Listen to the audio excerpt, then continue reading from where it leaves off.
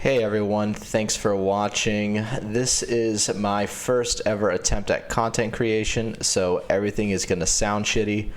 I am in my office that has the AC unit, so there's going to be a lot of background noise. I am sorry. But today I want to do a solo guide of Guardians of the Rift. I'm going to put a link in the description about the content creator who I watched their guide of and I really enjoyed, but I've made a slight few modifications and optimizations that I want to share just because I really enjoyed this method. You could probably get anywhere between 60 to 75,000 Runecrafting XP per hour.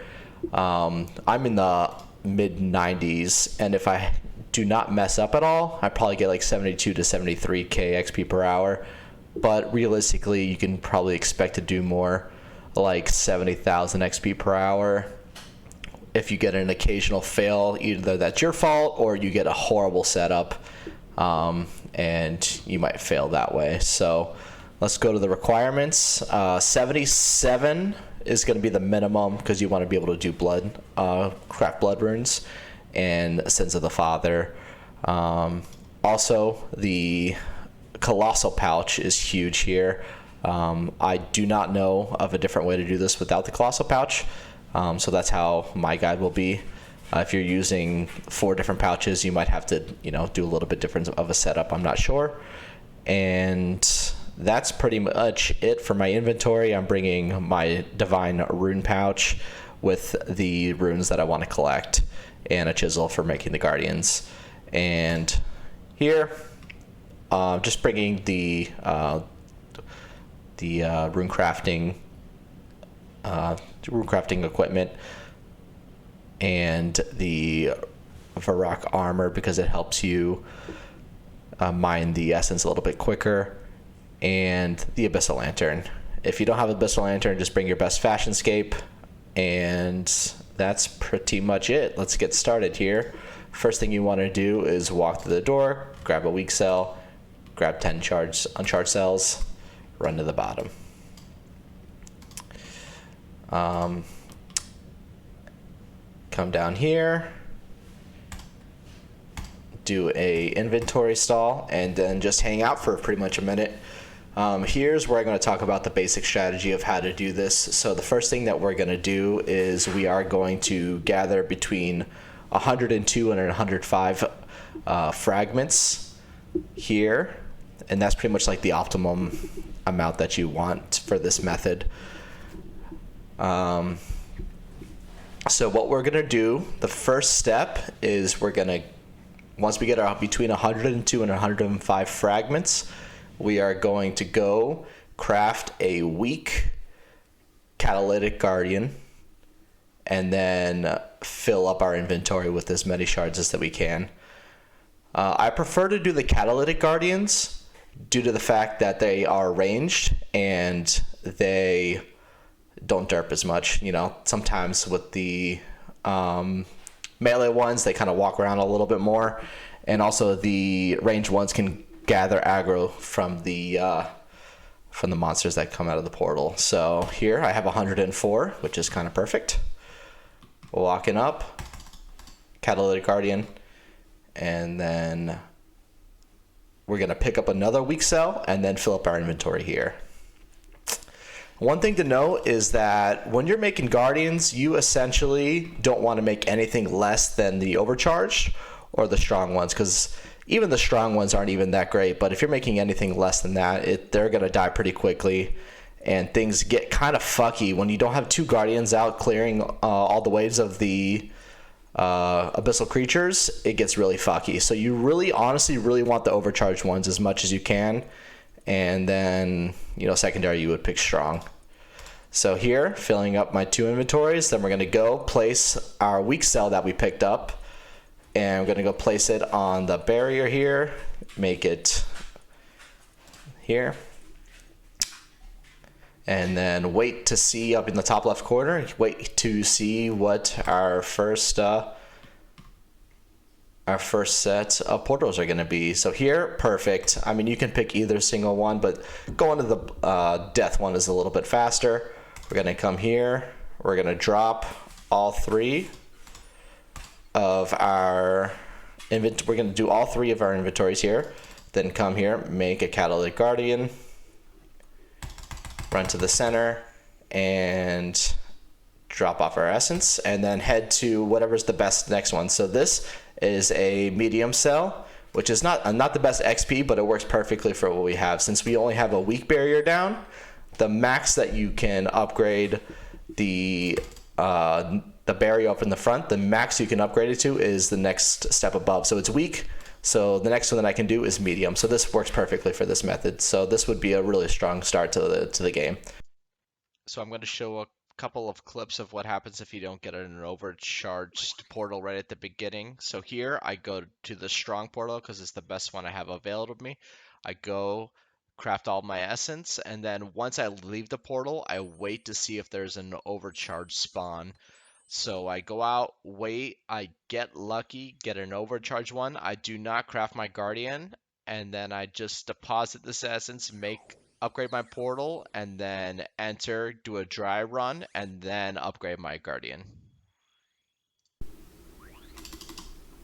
All right, so here I only got a mediums portal here. So what I'm gonna go here do is pretty much the same as it's been before, but this time I'm not gonna stall and see if there's a strong guardian. I'm pretty much just gonna immediately run up here, throw it down, boom, upgrade the barrier. Now I have a strong or an overcharge in this case, but look, this one's already died. Pretty much proof that the the weak ones are terrible. I'm gonna run here, get my dry run, and now I'm gonna have an overcharge guardian up instead of a. We're gonna run down here, fill up a complete inventory or 3 inventories of essence again. And the biggest note, this is the easiest way that you're gonna fail, is this next step. So we're gonna fill up 3 inventories, but we're only gonna use 2 when we go to the next spot. So we're gonna here drop this, run over here, get our second strong barrier.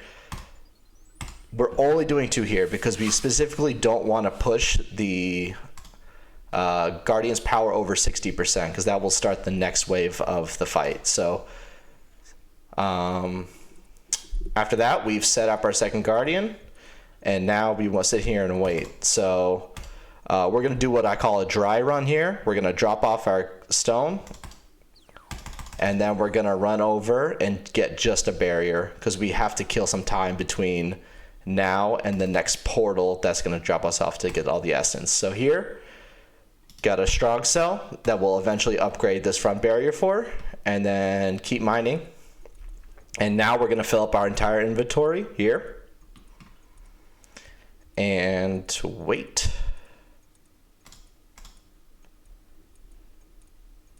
The easiest way to fail this is that after that first portal where you come in, you're not paying attention, and you drop 2 inventories here, you push it over 60%, the barrier takes 50 damage, and you're pretty much at that point, you're not gonna be able to survive. You're gonna fail. Just walk out at that point and come back in. And now we have filled up this one. Either you can run over here and drop it on the portal here, or you can wait here and just wait 5 seconds for the next portal to wait. So now we're here, we're just stalling because we don't want to take all that extra damage and spawn the stronger guardian. So we're here, we got 2 guys just chilling out there, clearing waves, it's fine. We pretty much won at this point where we're going to get our XP drop. The reason why I like doing this method is because it's a little bit faster XP per hour. You don't have to rely on anyone else, and you get a lot of games done quickly. At the end of each game, you get your runecrafting level times 45 worth of XP. So that's the reason why you get so much runecrafting XP per hour compared to the mass worlds, is because you're completing games quicker, and essentially you're getting that 45,000 runecrafting XP per hour done quickly, or that big drop of about 4,500 runecrafting XP per game. So here I pushed it over to 60, so now it's gonna take, the portal is gonna take damage, or the berry is gonna take damage. I come here, I craft whatever is the strongest here, and drop off the essence. And here's another really important part about getting extra XP per hour. So once you push it to over 100, all of the portals will stay open that are currently there. So the goal is you come through, you get an extra strong cell, and you wait for this countdown to go to 0, come back through here, the game is over, but for whatever reason they let you craft 2 more guardians.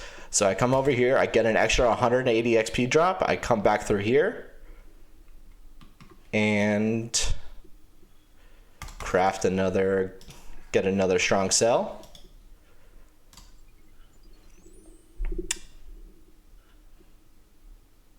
And pretty much that is it. You come over here, craft in a second one. The timer will reset and you just go back to the bottom and start the next game.